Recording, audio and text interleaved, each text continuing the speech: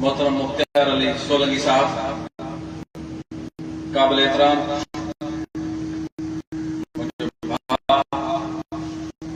मोहतरम सिकंदर अली जतोई साहब, डिवीजन सदर डिवीजन सखर, काबिल एहतराम डिवीजन सखर जो जनरल सेक्रेटरी मोहतरम सईद अहमद चाचर साहब, जिले घोड़की जो सदर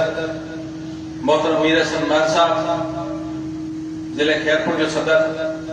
साईं खैर मोहम्मद सुमरो साहब, जिले सखर जो सदर मोहतरम सैयद मुमताज शाह साहब, इन स्टेज जा फराइज अंजाम लीडर मोहतरम नंढो भाउ अरशद अली लखन साहब, इन प्रोग्राम जी जुबिले सब मोहम्मद अली साईं मोहम्मद नवाज कोसो साहब, साईं मोहम्मद इस्माइल मेमन साहब, ज़कीरा साहब, जेके भी इन मेज़बान जिले जा दोस्त आहिनि ऐं पूरी डिवीजन खां कई अलहदेदार साथियों उस्तादो दोस्तो अस्सलाम वालेकुम।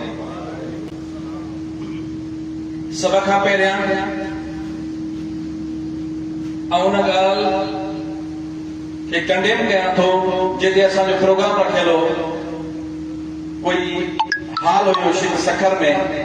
ऐं उहो एंड टाइम ते असांजे हाल जो प्रोग्राम जेको आहे कैंसिल कयो आहे। मां हिन स्टेज तां ज़िले सदर ऐं प्लस ही प्रोग्राम जे इंतज़ाम खे गुज़ारिश थो कयां त उन माण्हूअ खां इन शइ जो हिसाब वरितो वञे, चाहे छो न मीडिया में उनजे ख़िलाफ़ प्रेस कॉन्फ्रेंस कई वञे। असां पंहिंजी फीस ॾियऊं पिया, पर असांखे हुननि खे 24 कलाक अॻे असांखे अनाउंस करणो त असां पंहिंजो अरेंज कयूं, लिहाज़ा उनजे ख़िलाफ़ एक्शन खयो वञे। वधि में वधि उनखे आउं कंडेम थो कयां। उन सां गॾोगॾु जेकी इन उस्तादनि खे तकलीफ़ आई आहे उनजे अॻ में साईं मुमताज शाह साहब, साईं मोहम्मद अली, साईं सिकंदर साहब माज़रत करे विया आहिनि। दोस्तों, इलाही टाइम गुज़री वियो आहे, काफ़ी दोस्तनि मशवरा ॾिना आहिनि, काफ़ी दोस्तनि ॻाल्हियूं ॻाल्हायूं आहिनि ऐं सभिनि ॻाल्हियुनि खे गौर सां ॿुधो वियो आहे त साईं अखलाक अहमद खोगर साहब वारी ॻाल्हि चवानी त बाबा पेटेल जे आइन खे मुताबिक़ कयो, तंज़ीम पेटेल जे आइन मुताबिक़ हले, आइन में जेके झोल आहिनि उन्हनि खे ख़तम कयो वञे। बहितर ॻाल्हि आहे हिन स्टेज ते तव्हांजे साम्हूं थो मां चवां,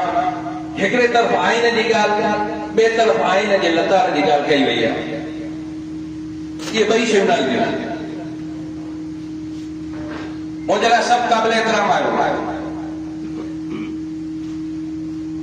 हिकिड़े तरफ़ त ही सभु शयूं हक़ीक़त ॻाल्हि इहा आहे, मज़बूती हिन में आहे, दलील बहितर आहे त सिंध जे वर्किंग कमेटी बि सॾाई वञे हा, सिंध जे डिवीज़न जे सदरनि खे बि सॾायो वञे हा।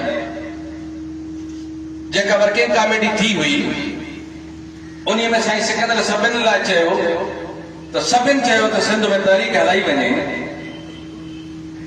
पर माज़रत सां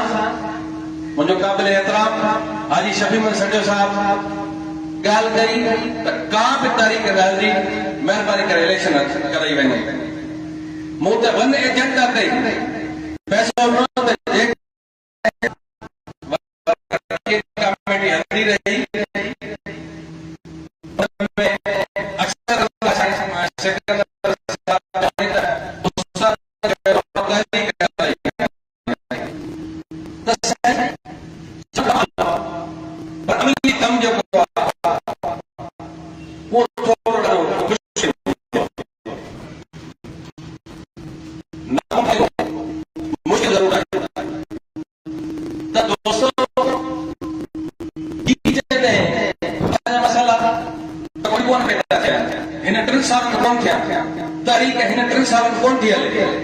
मुकमिल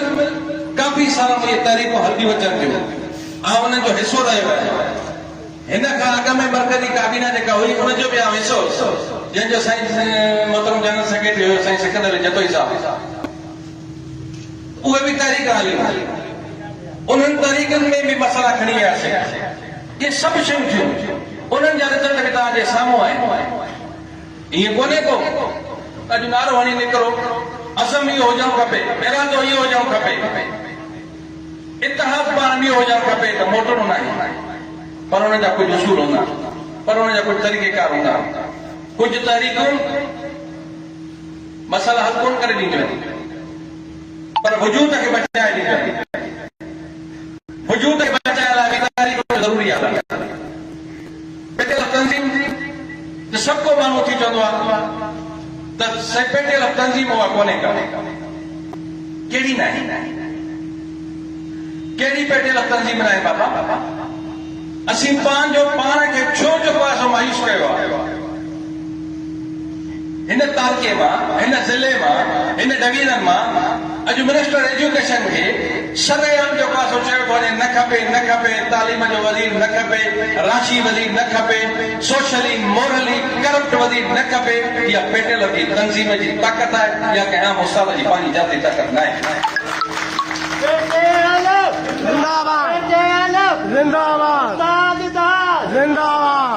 माज़रत सां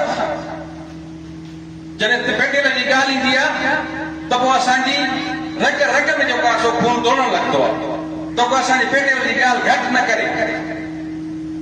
जेकॾहिं प्रीवियस दौरनि में वेंदासीं त हिकु सुपरवाइज़र हूंदो हिकु टीओ हूंदो सभु डिवीज़न ते जिन बतालका हूंदा हुआ पंहिंजे दिलि खे हथ रखी ॾिसूं छड़ो इहा ख़बर पए त टीओ विज़िट ते निकितल आहे माज़रत सां पेटियल तंज़ीम हुन वक़्तु हुयूं ईअं कोन्हे का ताक़तवर पर हिकिड़ो असर मुंहिंजे का प्रेस कॉन्फ्रेंस कई अॼु बि दोस्तनि वटि मौजूदु आहे त उन प्रेस कॉन्फ्रेंस में सिर्फ़ु मिनिस्टर हटायो न आहे उन प्रेस कॉन्फ्रेंस में मिनिस्टर जेका तज़ील कई उनजे ख़िलाफ़ हुयो त इहो उस्ताद को माफ़ी वठे सिंध जे अंदरि गैर फितरी ट्रांसफर थियूं आहिनि उहे वापसि वठे